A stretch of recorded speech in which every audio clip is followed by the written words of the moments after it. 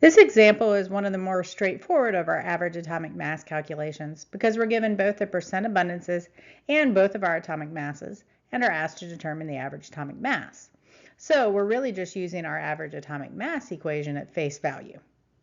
A couple of notes for problems like these anyway. It's fairly easy to get your values all jumbled up, so I encourage you to reorganize any information given in your problem to help minimize any errors here.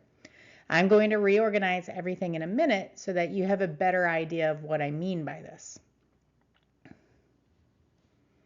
Also of note, we really don't want to use percentages in these problems. We want to move from our percent abundance to our fractional abundance. This is easy enough as we simply divide the percent values given in our problem by 100.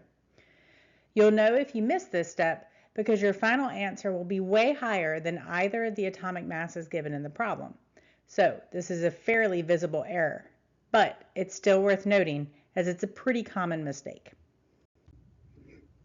All right, let's read through the problem and reorganize the given information. We know that the unknown is right away, as it's the very first thing listed. So make a note that we are solving for the average atomic mass. I'm going to label this as AAM. You could also just call it X. Just make sure that you can get back to what you're solving for later. If we keep reading, we see that our element has two isotopes, so I'm going to make a table that includes a row for each of those two isotopes. I'll need an atomic mass and the abundance for each, so I'll label my columns thusly. Continuing to read the problem, I come across some values labeled AM. AM will stand for the atomic mass here. If I wasn't super sure of that, I could confirm because the units on this AM value are AMU, which I know relates to the mass of an individual atom or molecule. I'll rewrite the atomic mass for the 25E isotope where it goes and place the atomic mass for the 27E isotope where it goes. If I keep reading, I'll get to the percent abundances, which I will also place in their respective columns. Notice that when I transferred the percentage values from the problem to my table, I went ahead and manipulated them first. When I reorganize information, I like it to be in the form that I will need to use it in the equation. Going ahead and doing that here means that I get an extra chance to review the values and assure that they are in the right form, or at least have the right units, etc., prior to beginning my calculation. This, in turn, means that there is less of a chance that I get the answer wrong at the end of the problem. Let's combine these first two slides. We saw the general equation for the average atomic mass on the first slide. Here, I have written the same equation to be more specific to our question. Here is the table that we just filled in. Now let's substitute our values.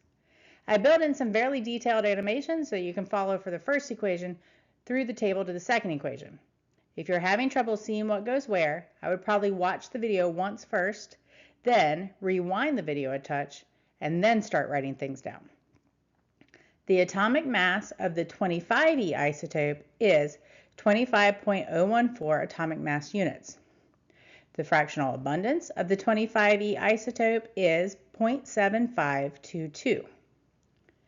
The atomic mass of the 27E isotope is 26.9914 AMU, and the fractional abundance of it is 0.2578. Now with everything in place, we can solve for the average atomic mass. Perform the multiplication steps first to determine the overall portion of the average atomic mass that each of our isotopes contributes, then add those contributions together to get the average atomic mass. This element was made up, so its average atomic mass won't match anything specific on the periodic table.